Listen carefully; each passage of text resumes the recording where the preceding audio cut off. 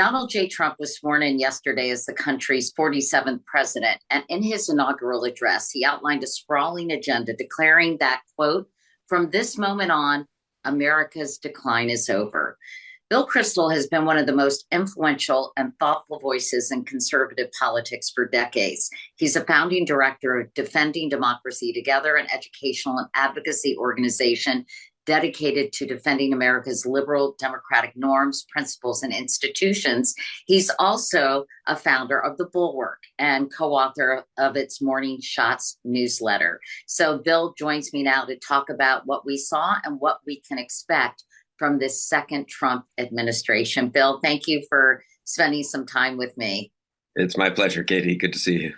So I know you broke your promise not to watch all the Trump inauguration events, but you couldn't help yourself.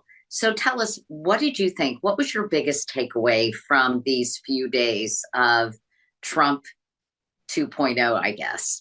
I mean, it's bad, and you and I were talking a minute before the show. I mean, people are treating it a little bit too much as business as usual.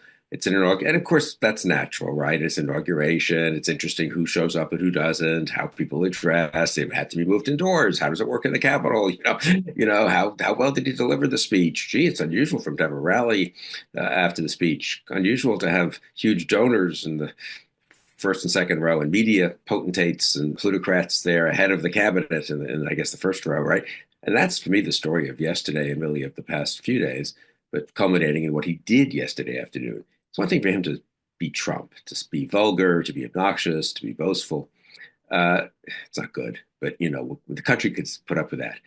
Even the executive orders; those are real things. I mean, some of them will have the effect of law. Some will be stopped in court, presumably. Congress could overturn some, but they are an attempt to really make policy in many different areas in ways that are, I think, very damaging. And of course, in one or two cases, there's no chance that they can be overturned. He is now pardoned. All the January 6th criminals, all the people convicted in courts of law by juries or who pled guilty, including the most violent ones and the leaders of the extremist organizations like the Proud Boys and the Oath Keepers. So that's a fact. That's, people say, oh, Bill, you're too upset about Trump. He's the tweets, the this, the that. He has now done that. And what message does that? What are the implications of that? Just taking that alone, apart from everything else. Well, let's take that alone because it has been remarkable to me, Bill, how he's been able to reframe the actions that were taken on January 6th. And I was reviewing some of the things that the worst offenders had done, that someone had chronicled. And these were very serious offenses. How has Trump so effectively kind of convinced people to have collective amnesia? Or just to decide that we're not going to think about it too much, or we have to move on. I think it's some combination of both. It's interesting. Polling shows that the public's pretty solidly against, 60, 65% against these pardons, or they were before Trump issued them. Republicans were for them, and Trump supporters were for them. There are people who voted for Trump who thought the pardons were bridged too far, and certainly thought the pardons of the most violent offenders. We saw that on TV. This is not like there are conflicting accounts of this crime, or something that happens overseas in a war or something. Did the soldier use excessive force or not? We're not in that world. We saw it all happening as they stormed the Capitol, as they assaulted the policemen. We've seen the policemen testify. Some of us have met some of these Capitol Hill police and others. So we saw what happened. It's not a he said, she said, so to speak situation or anything like that. And Trump pardoned them all. His own vice president, J.D. Vance, said, I think it was on a Sunday show, wasn't it? Just 2 days ago, the violent criminals, the violent, not criminals, he doesn't use that word, but the violent, the people who committed violence, that's another story. They probably shouldn't be pardoned. But there are a lot of people who just were swept up in it. But of course, Trump went all the way. That's for me what was so striking about the last 24 hours, right? He's all in. He's all in on reversing the narrative, as you say, of January 6th, of defending January 6th, of pardoning the most violent leaders of the Oath Keepers and the Proud Boys. I mean, these are not Promise Keepers, I guess, whatever they're called, Oath Keepers, I guess, and the Proud Boys. I mean, these are, leaders of truly dangerous extremist groups. Now they're free to organize, free to conduct vigilante actions, I suppose, on behalf of Trump, free to prepare for the next January 6th.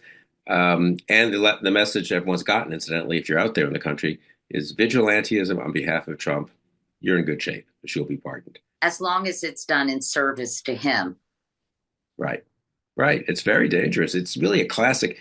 I don't like overstating it, but it's what authoritarians have done through the ages. Pardoning your violent supporters and having them sort of on hand to help out if needed and to intimidate others.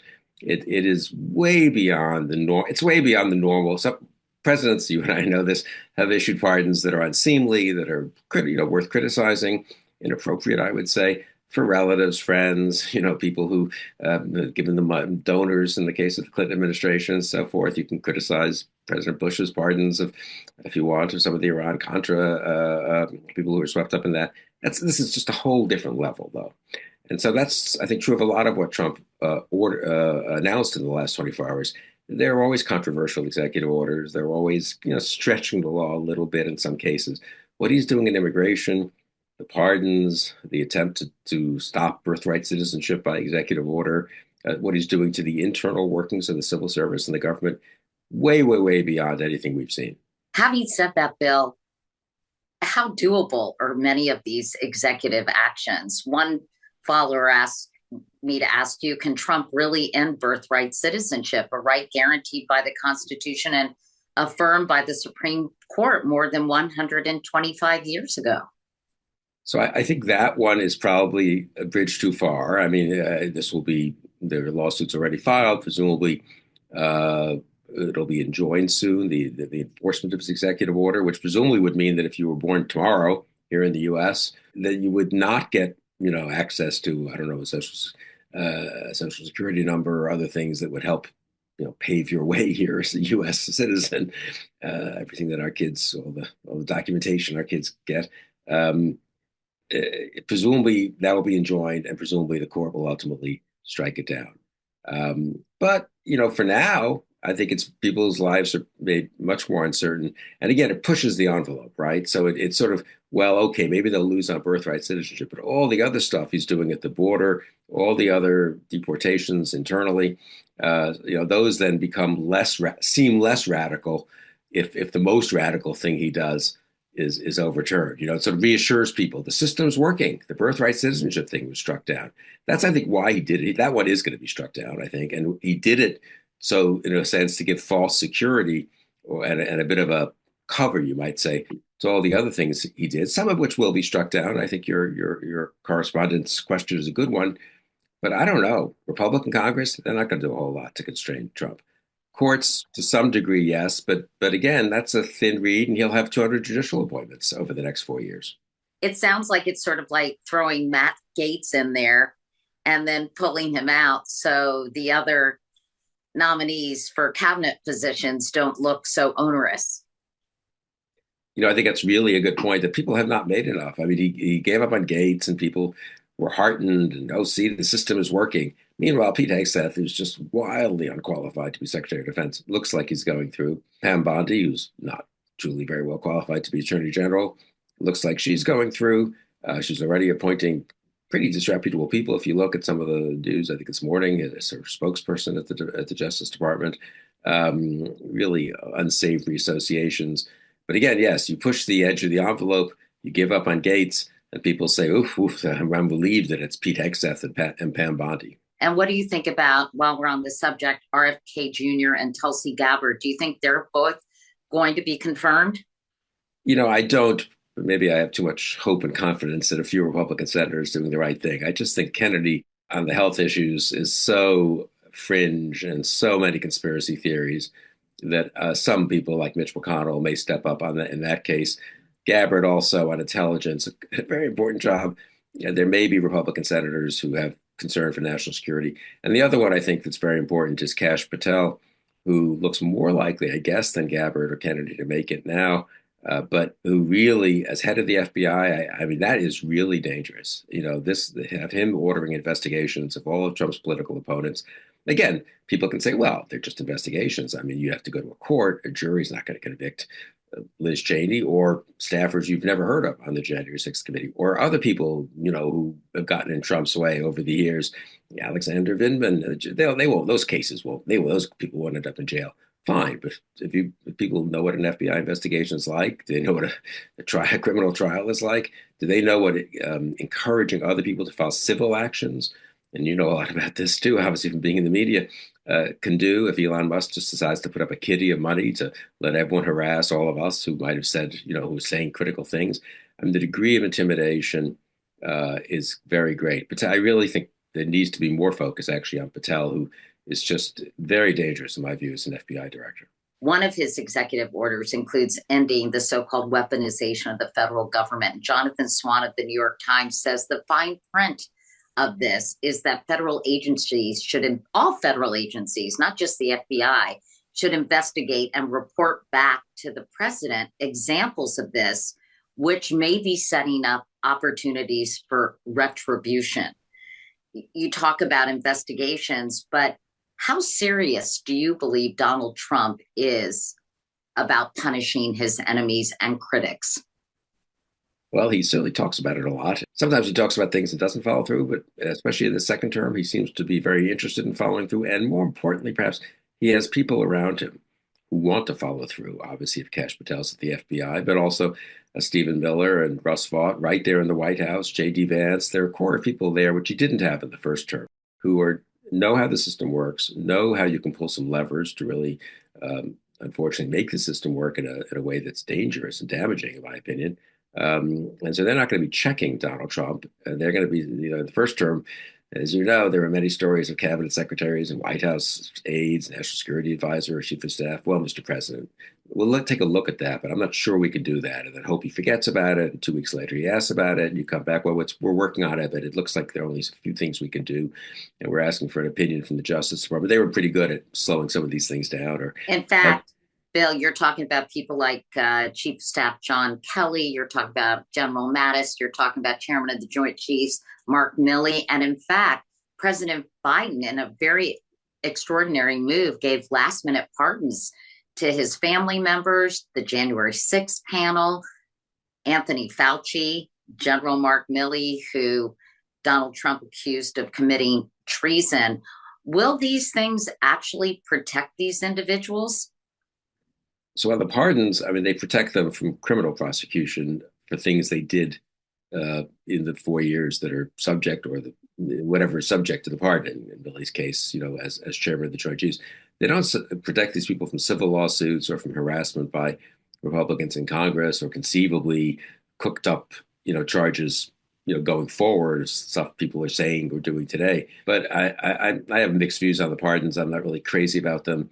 And I'm not sure the people who got them are the ones who need them the most. These are people who are high profile. There'd be plenty of people happy to contribute to their defense funds and so forth. I worry more in a way about some of the junior people who have been involved in things that Trump thinks are terrible and deserve to be punished. But also, I would say, think about, you asked about retribution. I mean, there's the retribution against people who are outside the government, but people inside the government, within changes in the rules governing civil service protections, combined with Trump's desire for retribution, and as you say, combined with an executive order that explicitly sort of says, look back over the last 4 years. You think someone did something wrong, go look into it. If I were, a mid-level, senior level career civil servant at not just at the Justice Department or the FBI, though certainly there, or the Defense Department, but also at regular, so to speak, regular agencies of the government. And I got crosswise. I was at the EPA, and I tried to enforce some environmental laws against an oil company, and that oil company has a CEO who's a big buddy of Trump. I don't know. That guy, I think that civil servant could be at risk of retribution in a way that he wouldn't have been or he or she wouldn't have been in the past, because the civil service laws are changing. So the degree to which these things mesh together, the retribution, the appointments, the pardon power, the changes in civil service, I mean, all of this together is really a recipe for more authoritarianism than we've seen in this country. I wanted to ask you about some of the other executive orders, because he's promised to sign close to 100 of them. And some of them include withdrawing from the Paris Climate Accords, withdrawing from the World Health Organization, imposing tariffs on Mexico and Canada.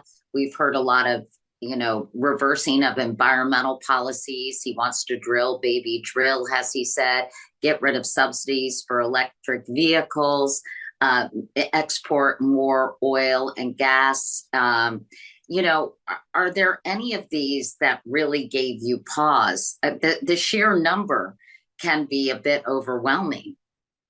Yeah, and I think they're designed to be overwhelming and sort of intimidating and demoralizing. So we just think, oh, we can't fight all this. So some of these are policies, and I disagree with a lot of those policies. But they're sort of within the norm. Some of them are within the normal bounds of executive orders. Others are trying to conduct policy by executive order where traditionally Congress would have had more to say, and maybe Congress will step in and have more to say in some of these areas. So I think these could be damaging to the country, very damaging to our well-being, obviously. Little different from the executive orders, though, that really change the way the government works, the way the legal system works, remove protections from immigrants or from other minority groups, transgender people, for example. Those, I feel, those are one step more pernicious, I would say, maybe two or three steps more pernicious than, I don't know, encouraging more energy drilling than environmentalists would like. That's a more traditional policy debate. We've been hearing a lot about the shock and awe approach the administration is taking right out of the gate. But you claim Donald Trump is not as powerful as many people believe, citing the most recent CNN poll, which found that 46% of Americans had a favorable opinion of Trump, while 48% have an unfavorable view. Why is this so significant? I mean, I hope it turns out to be significant. It can be significant if it inspires some of his critics and opponents to stand up to him. I mean, by itself, it's not going to have an effect. And if everyone decides he's all powerful, he'll be all powerful. But he isn't. I mean, he won a narrow election. His numbers haven't changed very much since the election in terms of favorability and unfavorability. Some of the issues that he's moving very aggressively on, polling suggests he doesn't have the public on his side. But again, if leaders of the Democratic Party in Washington, and also around the country, but also many other thought leaders and civic leaders and people from all walks of life don't stand up to Trump, people will decide, I guess you can't fight it, so we'll just go back and go to our own business and sort of keep our heads down and not take him on. So I think it's a very important moment and I'm worried, disappointed in a way. Democrats understandably are demoralized after the election, but they've taken the lesson of, well, we have to sort of get along as much as we can. We can't really stand up aggressively. I'm very curious to see, we're speaking, Tuesday mid-morning. I'm curious to see what happens over the next day or two on the pardons. Do they really speak up about what an unbelievable outrage this is? These people, many of these Democratic lawmakers were in the Capitol on January 6th. They know the Capitol Police who were assaulted. They were there. Will they say, fine, maybe we can't overturn this. We could have a resolution disapproving of it, at least introduced. Let's see if Republican members of the House or the Senate vote against such a resolution or prevent it from coming to the floor. We can raise it at the Cash Patel hearings and so forth. Will Democrats make a fuss about this, or will they decide, well, nothing much to do, and let's figure out, what we're going to do on the tax bill in 3 months? You write that there's been, quote, an apparently broad, if not tacit, agreement in the media, not to mention during the transition how irresponsible and dangerous Donald Trump's plans are. Talk about this idea and why you think the media has not been more aggressive in their coverage this time around. Yeah, I'm not sure. I mean, you should talk about that too, as Well, I would say it's the big R, ratings. If you've got how many millions, 74 million? How many millions of people voted for Trump? Yeah, I think 76 or 7 or something. Yeah. Okay, so you've got millions of people, and those translate into viewers or readers. And I think that they don't necessarily want to automatically alienate those people. And I think if you do fact-based reporting, it's interpreted as biased reporting by people who support or who are a part of the MAGA movement. Yeah, that's interesting. And I'm sure that's right. And I'm sure that's a large part of it. I guess also they want to give Trump a chance, and let's not criticize policies that we only have rumors on or leaks on. They do have guidance. They did have guidance actually from the Trump, appointees or prospective appointees on some of these policies. But anyway, that time is now past, right? We now have the executive orders. We're going to see how they're implemented. And I do think it's time. The media now needs to snap out a little bit of the, well, it's so interesting reporting on a new president and who's up and who's down, and and kind of starts what would happen, what will not what would happen. I'm falling in the trap myself. What is happening? What will happen in these different areas? What's if there's an ICE raid in Chicago, as I guess was rumored, or somewhere else in the next few days or a week? Are they arresting violent criminals who they've targeted? Okay, Biden did that too. That's fine. That's in accord with the law. Are they just sweeping up people who of a certain skin color? And if someone had a traffic ticket 7 years ago, and meanwhile is living peacefully with his spouse and kids here in America, is he going to be here? He or she, are they going to be deported too? I mean, I think real reporting on what is happening on the ground now becomes very important. Is there anything at all, Bill, that Trump wants to do that you're supportive of? Yeah, I think on some of the energy stuff, I'm a fairly bullish on more energy production. I think President Biden was probably a little more on the environmentalist side of some of these disputes about opening up some of the lands to all kinds of energy. I'm not against wind and the kinds of energy Trump, for some reason, has decided he's against. Biden tried to curb some of the exports of liquid natural gas. I think it would be good if we had more trade in that with Europe, and would make them less tempted to be dependent on Russia. So now there are things that Trump is doing that are more standard, I guess you'd say, kind of conservative policies that some liberals would support too, honestly. But the degree to it, but again, he'll undercut a lot of his own policies with tariffs and with the hostility to Denmark, the Greenland stuff, which was all nonsense, and everyone here laughed about it. But Denmark's a small country, but it is a NATO ally. They've never, to my knowledge, turned us down when we said, could we send some troops to Greenland to make sure it's more secure? Could we go look at for minerals there if we're an American business? I mean, we have a very good relationship with Denmark. And my impression, I've talked to some defense people about this, I don't know much about it, that we have no problem with them. So what are we causing a big rift and creating domestic problems for the Danish government now in Well, cooperating? isn't it, Bill, more emblematic of a more imperialistic ideology? Yeah, I Talking guess it about the is. Gulf of America, talking about taking back the Panama Canal. Yeah, it is, as you say, and it's look, I'm not for it. You need the case, but it's one thing if you're okay. If you have a real problem, if there's a terrible government somewhere, and we have vital national interests, you can make a hard-headed case that we should maybe take some actions there, even if the government there doesn't like them, or if there's human rights issues, obviously, and genocide going on. This is nothing like that. We're just alienating allies and people we're working with perfectly well, and people who it's important for us to work with. The government of Mexico, it's got problems. It's not it's not perfect. The only thing worse than the current situation at the border would be a government of Mexico that isn't cooperating with us.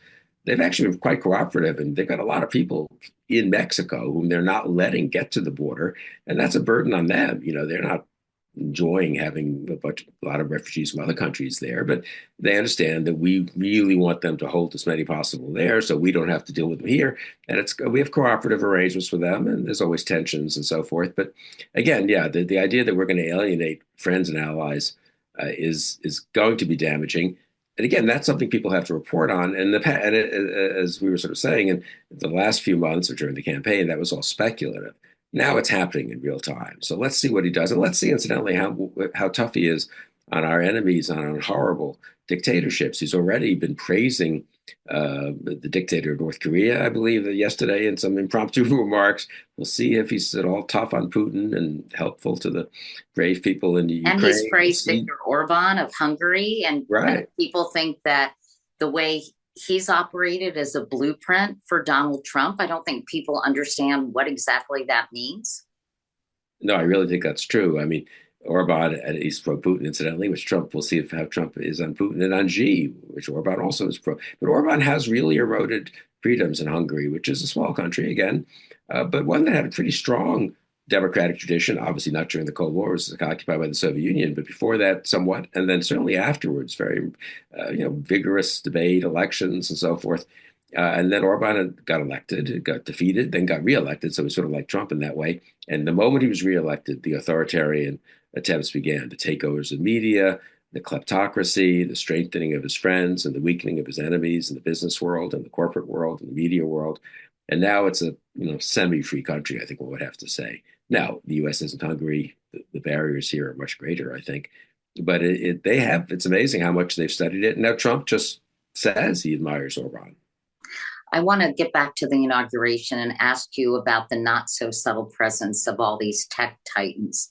One of my followers asked, what message is Trump sending by seating tech CEOs in the front row, giving them better seats than his own cabinet members? I mean, don't you think he's rewarding people he's intimidating people. He's showing that if you get along with Trump, if you give money, if you succumb, if you change policies to be friendlier to him, you'll be rewarded. And implicitly, if you don't, you could be punished. So I think it's very Putin-esque, if you want. I imagine Putin puts his cronies, his business cronies, in the front row ahead of his unimportant cabinet officials, and that's where we are in America. But again, so it's bad. It's bad in many, many ways. And the tech stuff is particularly problematic because they control huge media platforms. And what message is Trump sending when he rewards them with the front row seat, so to speak, but also a little bit of threatening underneath the reward. But also it's so unseemly, right? I mean, people get elected, there's a cabinet, they get confirmed by the Senate, they should be in the front row. Every president has business supporters, every president is responsive to different corporate interests. But this degree of just public sort of threatening and rewarding, and the corruption that can follow from that is really striking. What exactly is in it for these tech guys? Yeah, I don't know. You know some of them probably better than I do. I don't know. I mean, what's the point of becoming a billionaire if you can't tell the president, forget it? I'm running my company, come after me. I have access to extremely good lawyers. I'm going to fight you if you try to tell me what to do. Would it be so horrible for one of these people to say that? I don't know. I guess it means less regulation, right? Yeah. Potential government contracts for Elon Musk and Jeff Bezos for their space programs, right? Right. I think, but it's important to emphasize that, people have always wanted to get along with whoever the president is if you're running a huge business and you don't want them on your case, so to speak. But that's very different from the degree of just flat out corruption I think we can see now, and including with this Doge, effort that Elon Musk is heading. I mean, again, it's one thing to sort of, be nicer to the people who are nice to you than to the people who are always attacking you. That's maybe normal in politics or in life. It's another thing to have this degree of sort of reward and punishment, and basically the implication, incidentally, that whatever laws, regulations, rules there are, Trump's going to override them, and that gets back to the executive orders. Some of them loosen a lot of those regulations. I was in the executive branch a bit in the White House, but before that, I was at the Education Department, not a huge department, and I don't know how much we did our best there in the mid '80s, but there are rules governing all these things, and there are rules which can seem very bureaucratic and sort of annoying at times, but it's an attempt to prevent Bill Kristol from giving a grant to someone who's a buddy of his who's running an education, maybe a fake education, reform center at some college or university. It's because, we have competitive applications. There's public notice and comment for people to see them. There's a competitive bidding. It's sort of an attempt to try to have the rule of law within the workings of government and in the expenditures of funds by government. And again, but sort of this is a little harder for people to see because, you don't see it unless you sort of see inside the government a little more. But the degree to which these executive orders are designed to erode that is also very worrisome. Well, obviously, a functioning government needs guardrails, or at least a democracy, as it was designed by the founding fathers, checks and balances.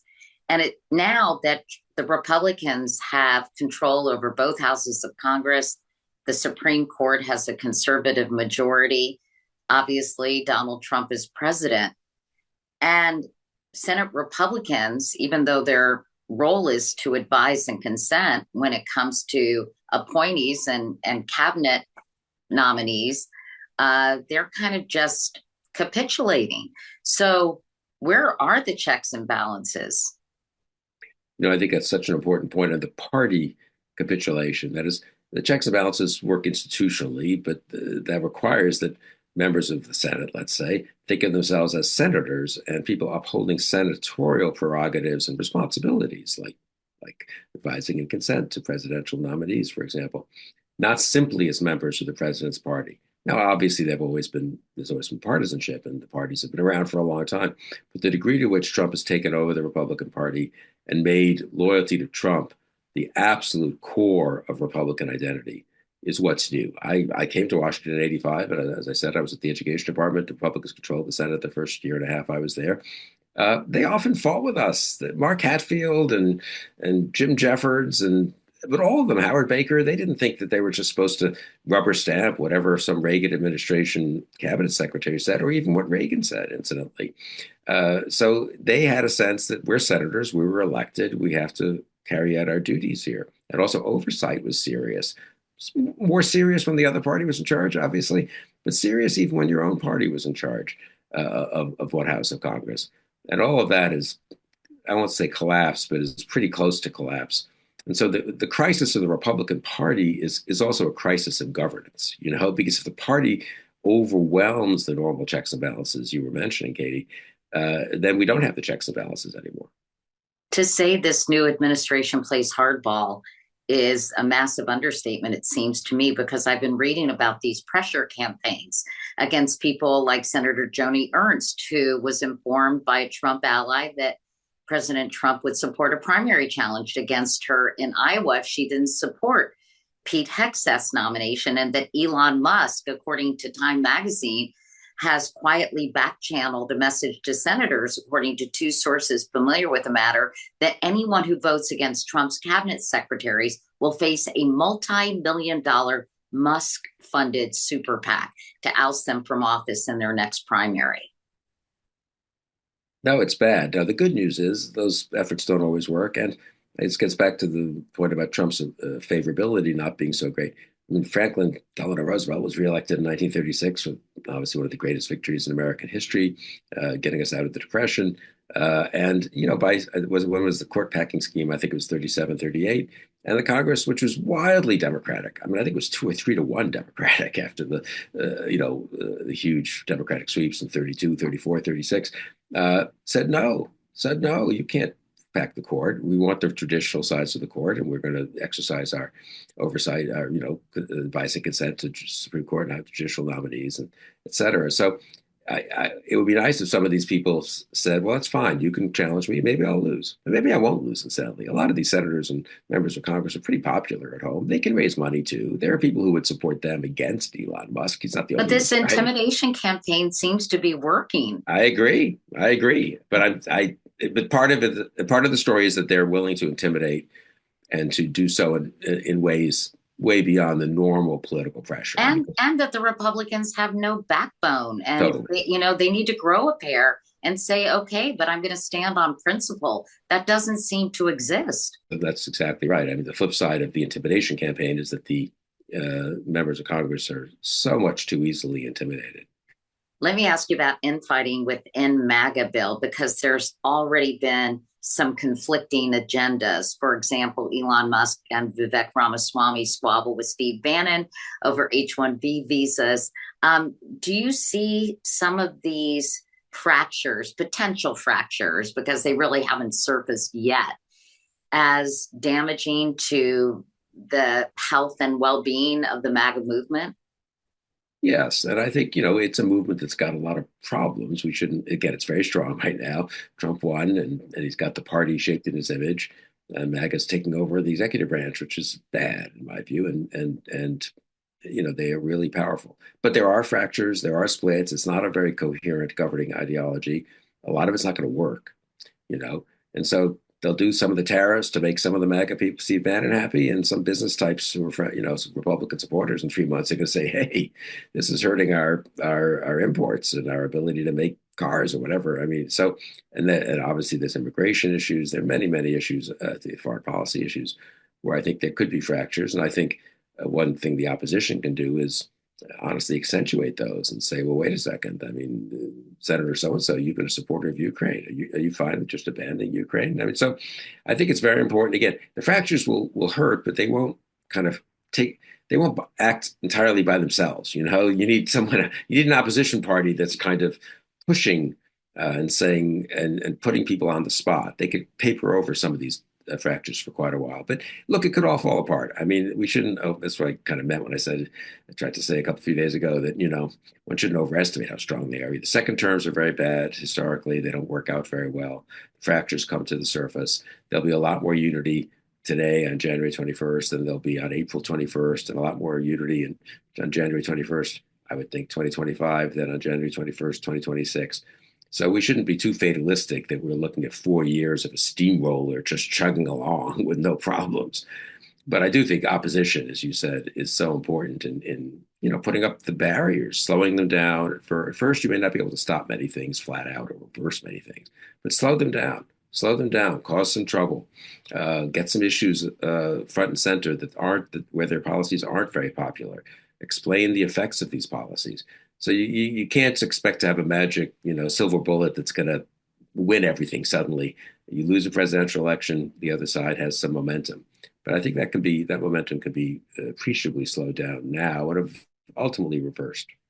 What do you think the Democrats should be doing? It seems like they still haven't quite gotten their act together. Yeah, and I suppose that's inevitable after you lose an election, especially when you thought you might win, and then you lose the one house of Congress you had. There's just a lot of demoralization and some disarray. I think fight the good fights against Trump and don't overthink it. Don't say, well, this one, I've seen one poll that shows that voters are not certain. Maybe they do want more here, so we should not fight this. Fight the things you think are right. Not all of them are going to work out. Some of them you'll lose quickly and you'll move on to other things, but you don't know ahead of time always which fights work the best, right? And where is some of those fractures that you were mentioning, you don't know quite where they can develop the most. So I think they just have to have a fight, be a loyal opposition, support Trump if he's doing the right thing for the country. Incidentally, you don't have to vote against him every time. But think of yourself as a loyal opposition. Spend a little less time worrying about what are we going to do 4 years from now. That's a long way away. 1 year from now is a long way away, right? There are no elections this year, a couple of state elections, there are no federal elections. So just oppose Trump on principle, and then you can figure out 6, 9 months from now exactly what the Democratic alternative should be. Do you believe the same thing could be said for the media, big tech, and Republicans who have completely capitulated? Is that the same blueprint they should follow? I mean, they should, but I'm there. The party, the loyalty and the intimidation is so great. I have pretty maybe they could change in 18 months. Obviously, if Trump, if the business community is really upset about something, some Republican senators who are responsive to the business community or agree with them will step up a bit. But I'm pessimistic about the Republican Party right now. And what about the media? What advice would you have for news outlets which frankly, Bill, are so bifurcated between the pro-Trump, you watch Fox News, everyone seems to have an agenda. At least that is the perception. So what advice would you have for reporters who are covering him, reporters like me? I mean, I think it is very polarized, and so it's not as easy. It was never that easy, honestly, as you well know. People now, in retrospect, it all looks like it was wonderful, but it wasn't so great, and there were other problems in the past, obviously. But I think telling the truth and doing real reporting on what's happening, what the consequences of these policies are. So again, I think we have changed. To take January 20th as a dividing line, we're not talking anymore about what he could do, might do, what some of the consequences might be. We're talking about now he's governing.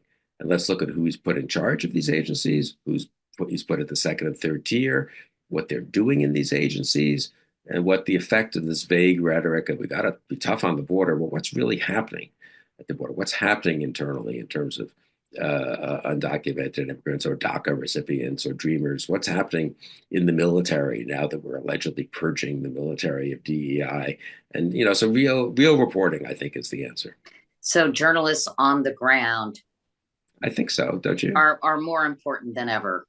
Yeah, I think so. Now, the economics of the industry don't favor that quite as much. On the other hand, in a way, the decentralization, allowed by the internet means you can get a lot of reporting by people who aren't exactly professional reporters, but someone who's left the military and is in touch with everyone and is an intelligent and fair observer can tell you, hey, here's what's really happening with the promotion of people, in the military or whatever. So I think collecting information more broadly about what's happening is important. Bill Kristol, always great to talk to you. Thanks so much. Thanks, Katie, and thanks for everything you're doing. And it was great to see you again.